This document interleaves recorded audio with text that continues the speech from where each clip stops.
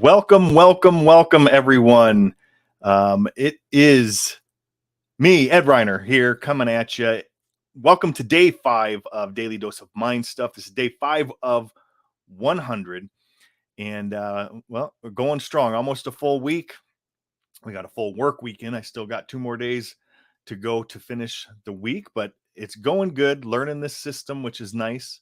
So today we're going to be diving into a really fascinating subject, and it's something that a lot of people know about, but not everyone does. And a lot of people do it if they're involved with like athletics or creatively with music or learning something, but some people don't do it in their lives or don't do it to the extent that Bob is going to be discussing today. So today we're going to be jumping into what is this one is called You're Reaching Your Infinite Potential. So we're going to go ahead and jump right into Bob teaching on this.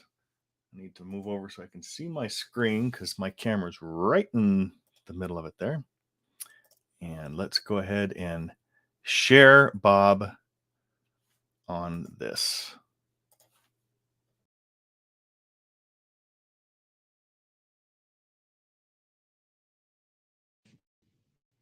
This particular session is one that I really love and one you're going to love because it's going to solve an enormous problem for you. We're not only going to show you how to shift paradigms, we're going to show you how to shift a paradigm that's going to open up a world to you that most people never get to. We're going to talk about setting goals. Now you're thinking, well, everybody sets goals. Well, first of all, everyone does not set goals. And 90-some% of the people that do set goals are setting them the wrong way. They're really not going after the right thing. They're not stimulated. That's why so many people start goals and then quit. Well, you're going to find out why they do. You're going to love this lesson. You see, goal setting, if it's done properly, you're always going to get what you want. Always. There are no exceptions to this. We want to set a goal that's worthy of us. I want you to think of this for a moment. You're trading your life for a goal. Now, I don't think you'd trade your life for a car. I don't care what the automobile is. It could be a Ferrari, a Lamborghini. Would you trade your life for it? I don't think so. Would you trade your life for a house? I haven't come across the house that I'd trade my life for. Now, I've been in some beautiful neighborhoods and I have been in some magnificent homes, but I wouldn't trade my life for any of them. And yet, you know, you are trading your life for what you're doing today. Now, if you're not going after a goal that's worthy of you, then what are you trading your life for? Do you see how important this is? Earl Nightingale said that success was the progressive realization of a worthy ideal. Now, I got a hold of that definition in 1961. I have never changed a word in it. Earl Nightingale passed away in 1989. He came across it in 1951, and he never changed a word. It is the progressive realization of a worthy ideal. Now, stop and think of what that means. Progressive is not go and back, up and down. Progressive is continually moving in an upward direction. So if we're going after the goal we want, we're not going backwards. We're not having bad days. We are progressively going in the right direction of a worthy ideal. Now, we're not asking, are we worthy of the goal? Is the goal worthy of us? So do you see, when you look at this, it's pretty important. And then let's take the last word, an ideal. James Allen, a marvelous Victorian author, wrote the little book, As a Man Thinketh.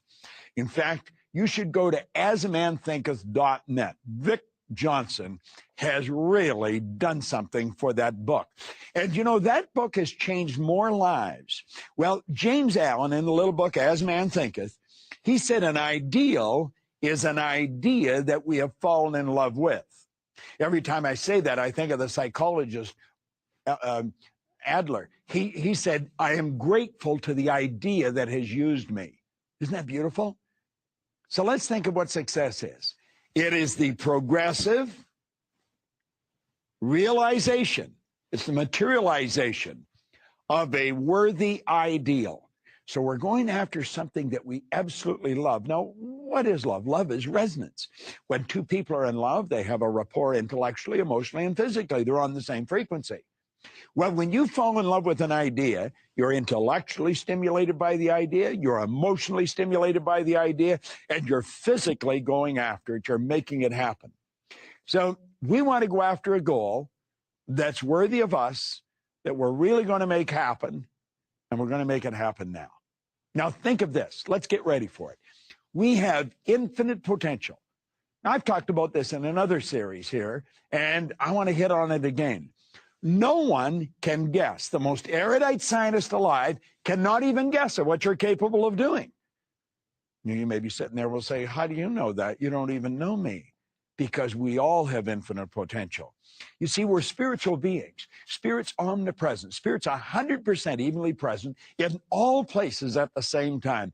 I'm going to tell you, when God created us, he created the greatest and the best, the highest form of intelligence on the planet. And we're not utilizing it properly.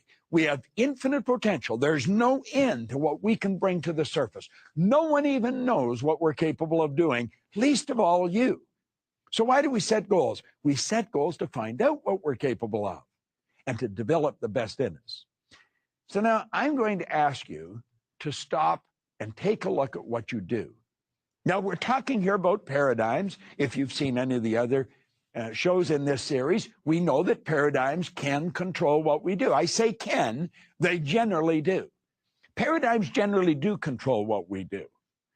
Now, we want to change that. Because I want to be in control of what I do. I don't want the paradigm to be in control of me. Now, if we stop and think, we've got a ton of knowledge locked up in our consciousness, but that doesn't necessarily mean we're acting on it. Do you know, I have come to the conclusion that almost everybody I've ever come in contact with knows how to do at least 2, 3, maybe 10 times what they're presently doing. Yet it's not that they don't know how, it's that they don't do it. Why? Because we're not thinking. Remember, Earl Nightingale said, if most people said what they were thinking, they would be speechless. Listen to the conversations, watch the behavior. Yet it's going to be obvious people are not thinking. Well, let you and I start thinking. Let's really think, why am I doing this? Why am I spending my days the way I'm spending them? How can I change them? How can I begin doing exactly what I want to do with the one life I've got?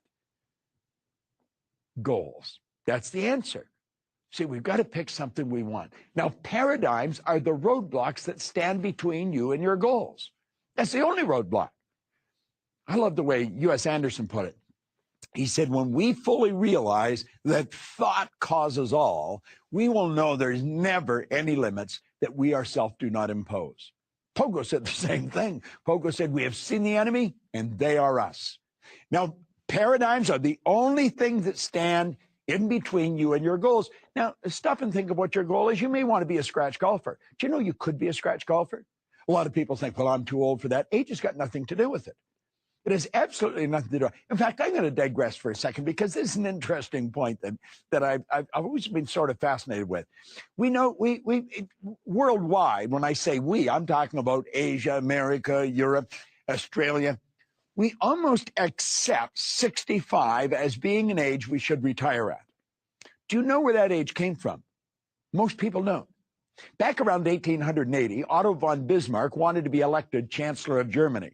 And like all aspiring politicians, he dangled the carrot and he said, if you put me in as Chancellor, when you reach a certain age, the government will send you a check. You don't have to go to work, we'll send you a check. And he just arbitrarily picked 65 out of the ether. Well, think about it. 40, 50 years later, when they're setting up Social Security in America, somebody said, well, are they doing it anywhere else? Well, yeah, they're doing it in Germany. What age? 65. And so it was just accepted. Isn't that bizarre? Some aspiring person in Germany set an idea that the whole world has become subservient to. Why would a person retire when they're 65? Why would they ever retire, as a matter of fact? Retire means pull back from life. Well, when you're setting goals, don't let your age have anything to do with it. You know, and I'll frequently ask someone in their 60s or 70s, you know, that said, well, I'm getting too old. I said, what would you do if you were 20? I said, then that's what you want to do. Age has got nothing, absolutely nothing to do with it. Gender's got absolutely nothing to do with it.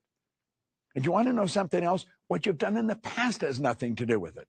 We're talking now about you setting a goal for what you want. That's where we're going, and we're going to get the paradigms out of the way. So how do we start? Well, there's a beautiful concept. I call it ABC. Pretty basic, nothing complicated about it. And this is where most people set their goals. Most people set goals on the A level. Why do they do that? They don't want to fail. This is so silly because we're going to fail. Failing is a part of winning, but most people don't know that. Why do we want to fail? Well, let's go back to the time we're little kids. We're just starting to walk. You watch adults with babies. We do it ourselves. And the baby goes to leave a chair and we say, be careful, you might fall. Where did they get the might stuff from? The kid's going to fall. They're going to whack their head. They're probably going to bleed. They're going to cry. We're going to hurt. They're going to hurt. But they're going to get up again and keep on going. You see, if you're setting goals so you don't fail, you're not going to go anywhere. Your trip is going to be sideways. There's going to be no progressive growth. It's going to be sideways movement. You're not going to go anywhere. But that's what most people do. They set goals to do something they already know how to do. It's not a good idea. It's a little dumb, but we support it. We tell people they don't want to be, they don't want to be unrealistic. You've got to be realistic when you set your goals. You can't have all A's. Yeah, you can have all A's. You can have anything you want. Or God's highest form of creation. I love the way Oprah Winfrey put it. She said, you can have whatever you have the courage to ask for. Yet she's right. And God only knows. She sure demonstrated it. I like the way Jack Canfield from Chicken Soup for the Soul, he said, our problem is we don't ask for enough. We're playing it safe. We're playing a game that you can't win. We're doing what everybody else on the block is doing. Well, how do we get away from that? Well, we go to take a look at B goals. What are B goals? B goals are where you set a goal to do what you think you can do. And we've got to have a plan. Now, we know we've got to have a plan. I mean, we've got all kinds of software today where we can lay out a business plan. This is we got to know everything you're going to do between here and the goal. If you knew everything between here and the goal, again, you're going sideways. There's no growth involved. Why would we do that? It's part of the paradigm. We're conditioned to do that. You see? What do you think you can do? We've got to have a plan. Now, what's the next level? The next level is you go after the C level. We're going after what we want. So you're going after what you know you can do, what you think you can do, or what you want to do. And that's where the problem really starts. Because you see, if we're going after what we want, we've got to fantasize. And you were taught very early in school, don't fantasize. That's true. Now, you got to admit, that's pretty bad advice. How did we get that advice? You see, when we're little tiny gaffers, we can fantasize. We were encouraged to fantasize. Put a little kid down in front of the kitchen cupboards and they'll haul the pots and pans out and God only knows what they turn them into, but they're making flying saucers and everybody leaves them alone because they're not hurting anybody and they're out from under your feet. They're fantasizing. But then they go to school. And what happens when they go to school? The teacher comes along and wham, they scare the daylights out of the kid. The kid's mind is taken off. They're taking a trip. They may be looking out the window. And that's called not paying attention. And the kid gets punished for it.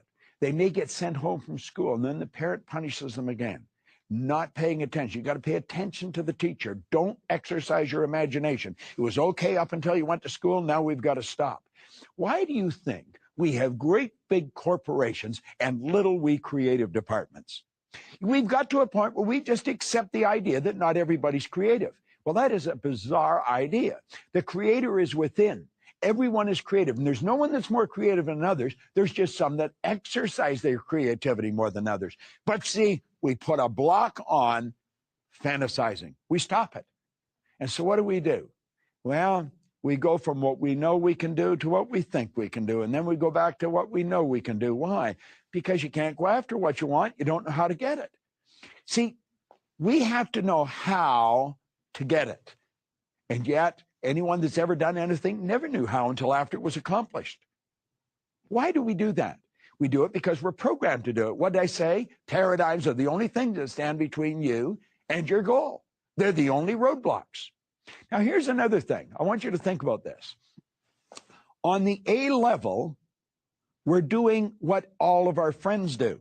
Do you know that you're attracted to people that are very much like you? As a matter of fact, that's why they're your friends, because we're attracted to them. Energy attracts like energy. So we're mixing around with our friends. Now, if I went to your friends and asked them, do you want Harry or Betty to win? They'd all say yes. If we gave them a polygraph, suck the truth out of them, it would come out, yeah, they want you to win. But they don't want you to leave. See, people don't resist change. People resist being changed. And when you leave, they've got to adapt to your absence, and they don't want you to leave. Therefore, they're not going to support you. So the group that we're hanging around with, when we go to leave and go after what we want, they're not going to support us because, they've got to adapt to our absence.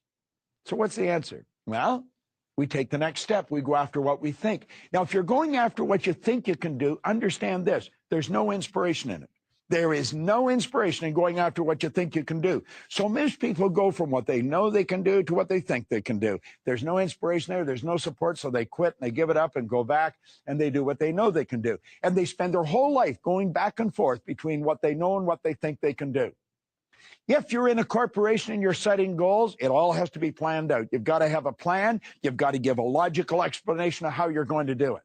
Now, that is really dumb. There is nothing to be gained by living like that. If you want to win, there is a concept that must be followed. It's fantasy, theory, fact. Now, there are the three stages of creation insofar as you're concerned. In fantasy, everything starts with the fantasy. I don't care what it is. Walt Disney's fantasized. Take the largest buildings in the world. It was a fantasy, Onassis fantasized, built the super tankers.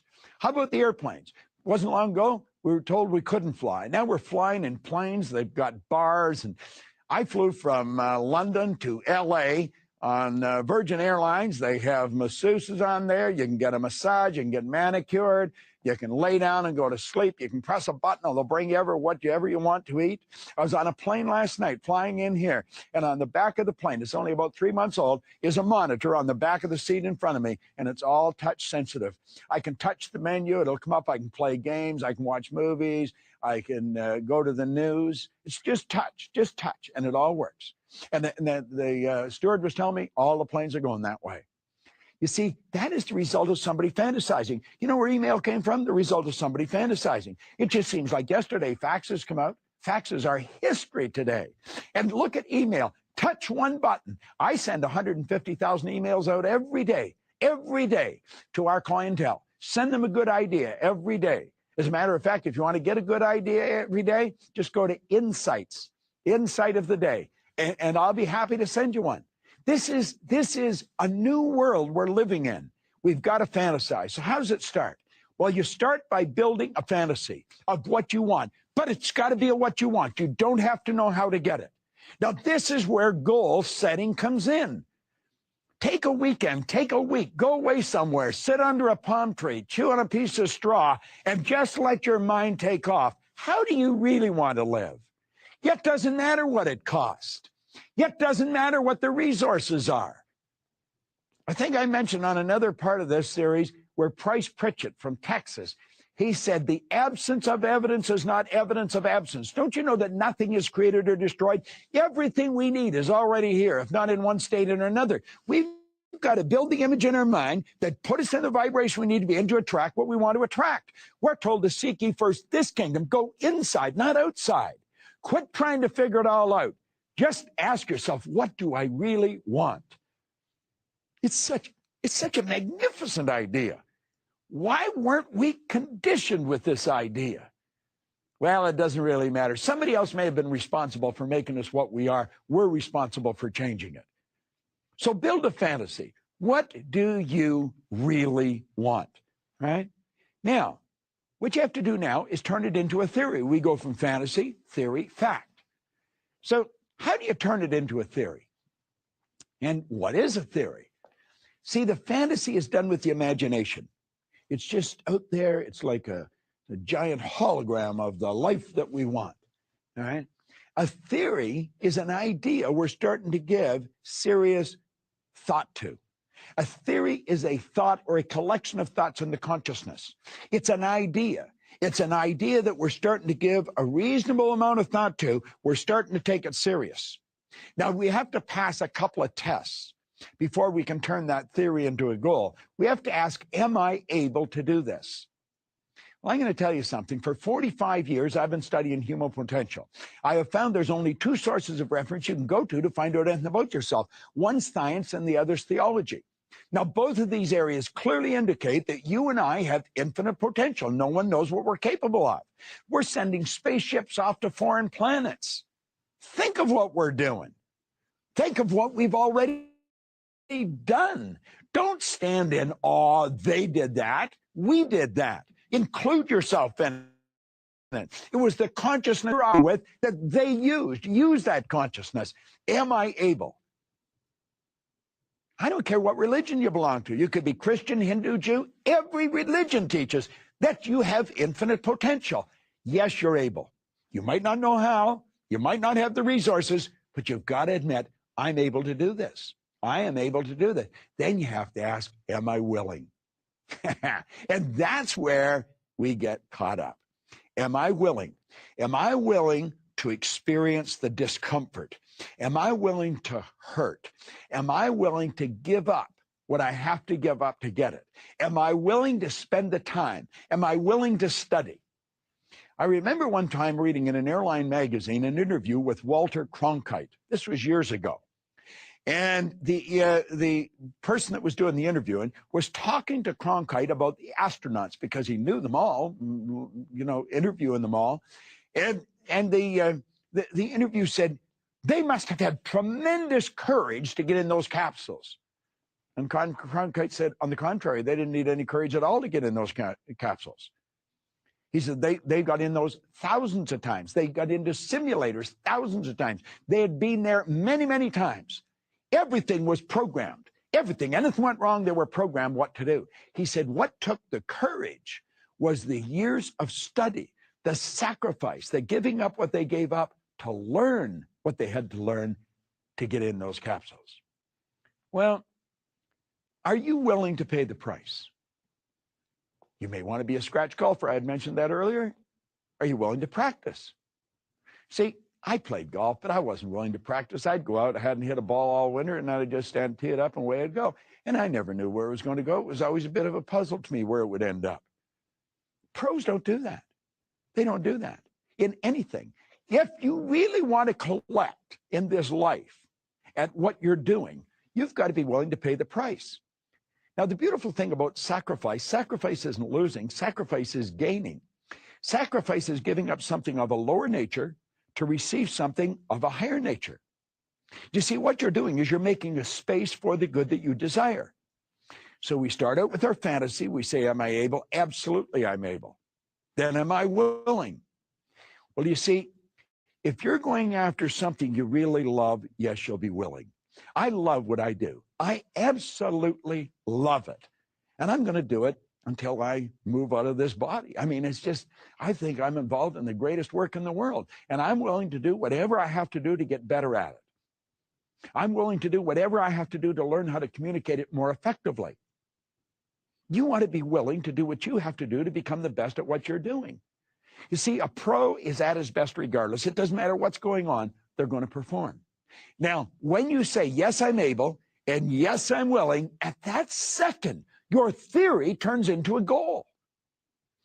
Now you want to take that goal and you internalize it. You let it move into your subconscious mind. You start adding emotion to it. You get emotionally involved.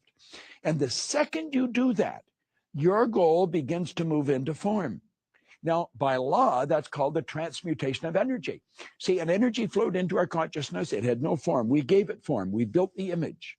And then we internalized that image. It altered the vibration we were in, which caused us to act different. But you know what else it did? It set up an attractive force, and it brought to us stuff that we would have never brought to ourselves. We attracted everything we need. If it was money we needed, we'd attract. If it was a book we needed, if it was the assistance we needed, it would be there.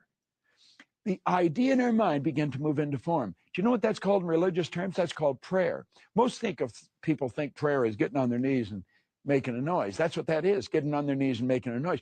Prayer is the movement that takes place between spirit and form with and through us. We're spiritual beings. We can tap into pure, unadulterated spirit, and we can build the idea out of pure, unadulterated spirit. And by internalizing that idea and turning it over to spirit, it gives it back to us in physical form.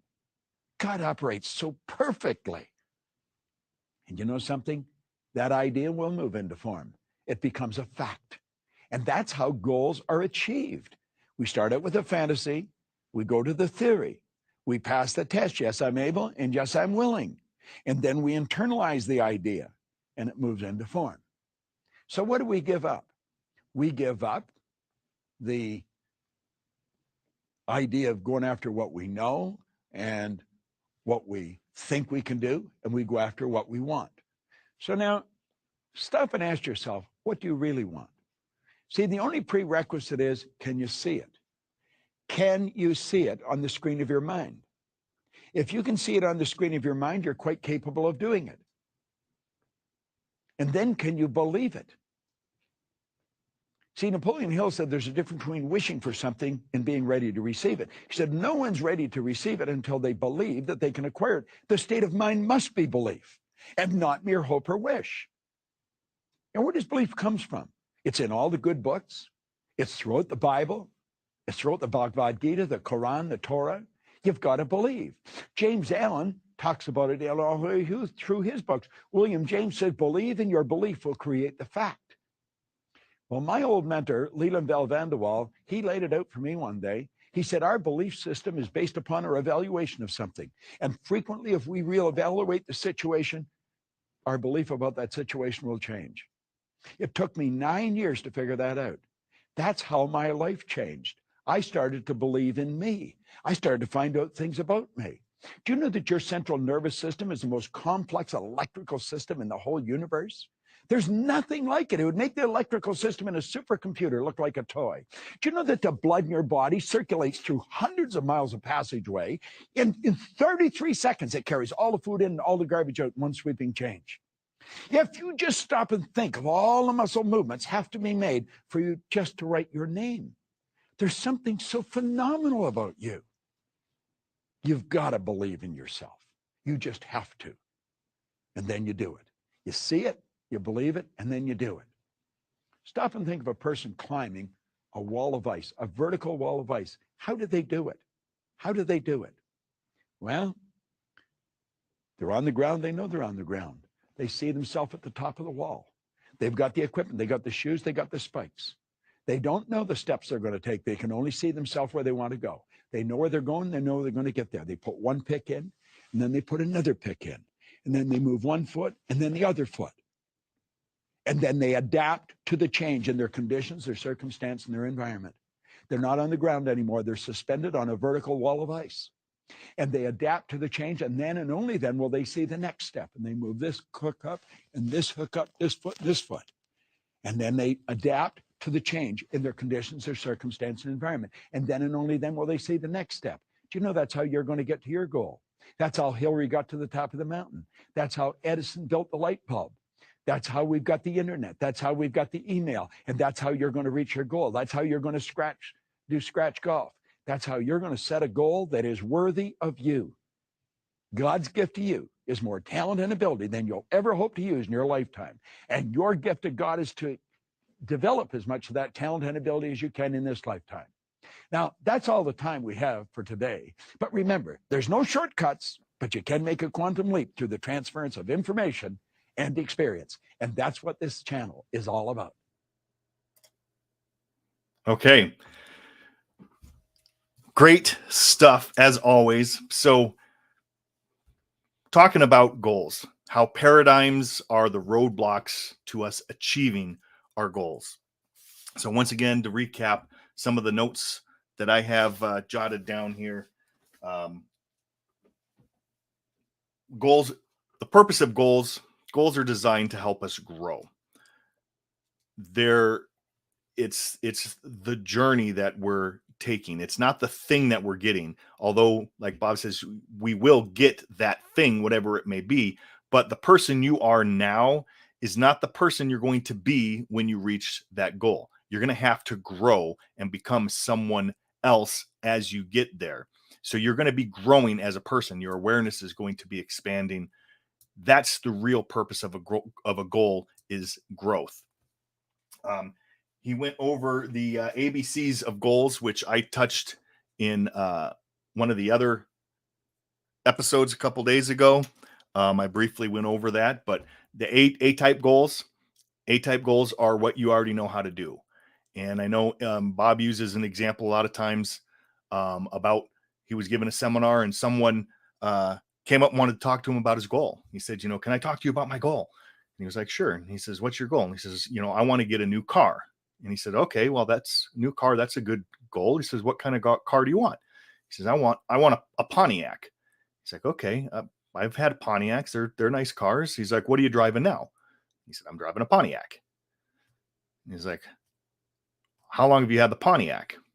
And he said, 4 years.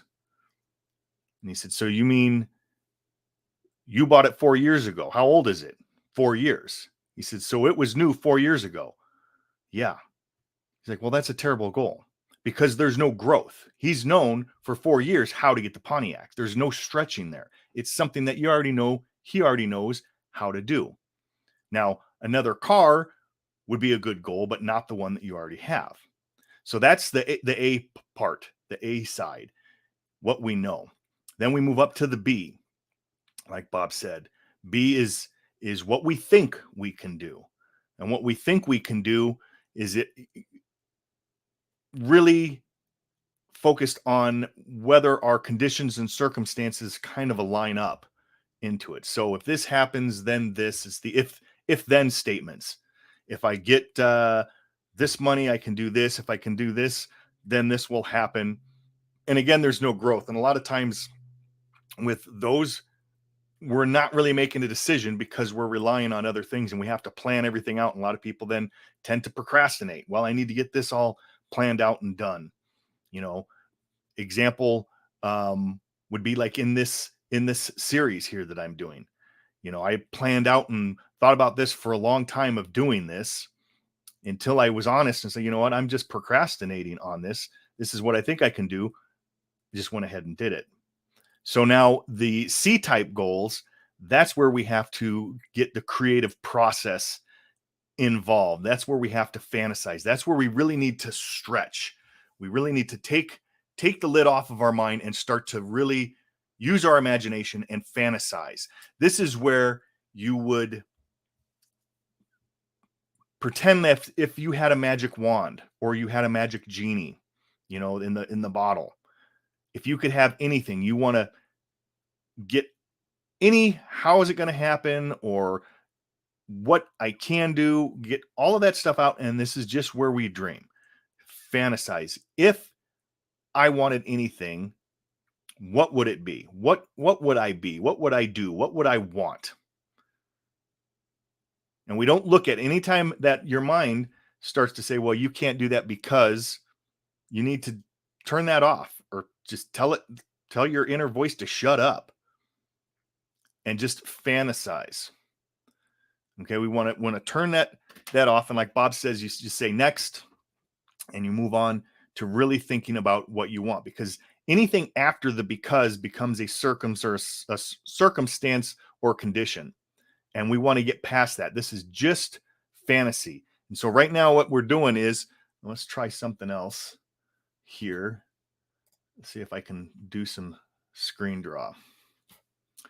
So I haven't tried this yet, but let's give it a shot.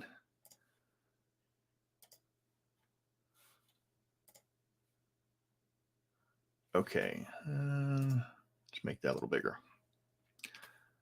All right. So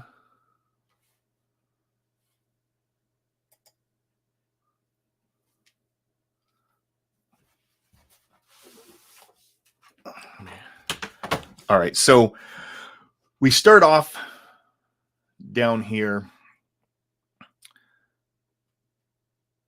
with the fantasy. So I'm just going to put an F for fantasy. Okay, so from the fantasy, this is where we'll put a little thought cloud around it. This is where we start to fantasize what we want to do. From the fantasy,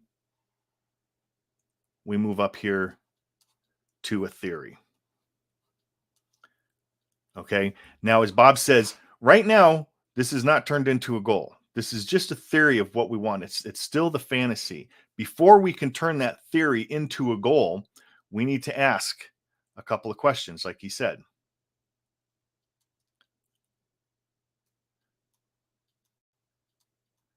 Am I able?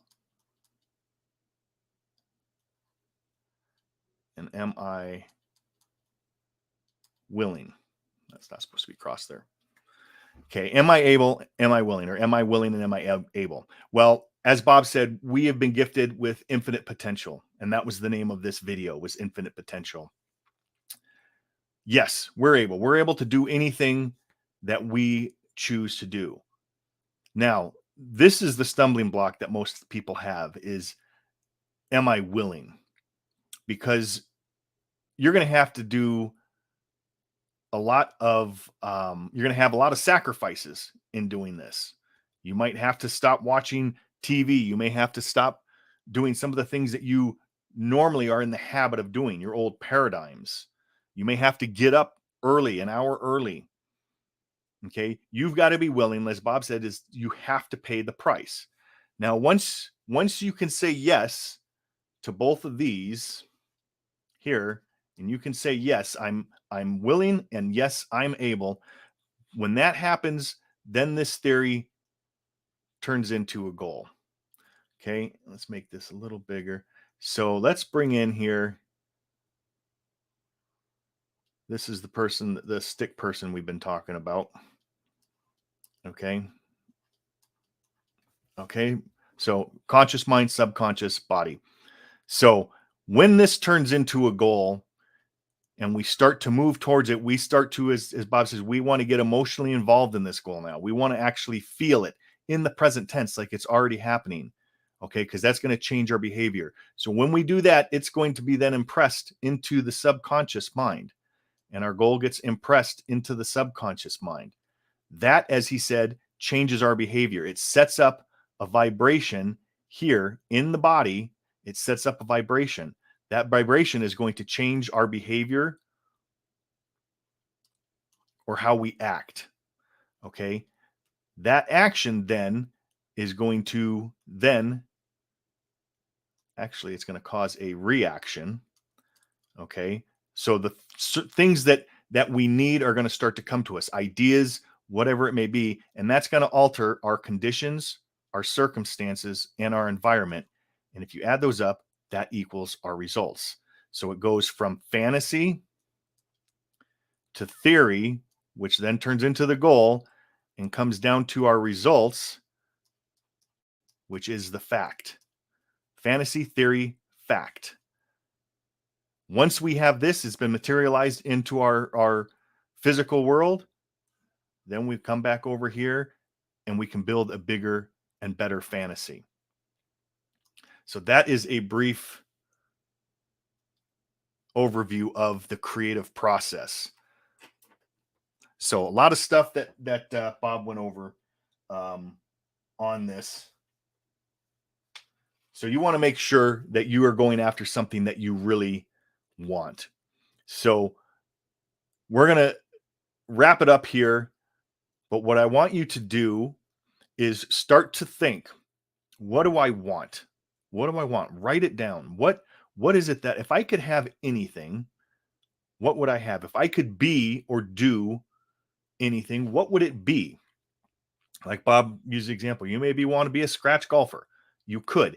But the thing is that you have to really want it. And then you have to believe that you can achieve it. And we all have the ability to achieve anything that we want in life. So just start writing down a want list. You could call it a shopping list. Get a piece of paper and start writing down all of your wants.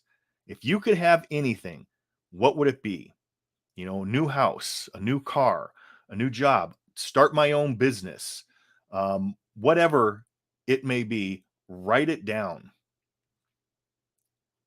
You can look at your physical goals for your physical health, your business, your finances, your relationship. Those are key areas. So write down all your wants in there, and don't worry about how you're going to get any of this stuff. That comes later. Right now, you have to decide what it is that you want. So take the time, write down what it is that you want.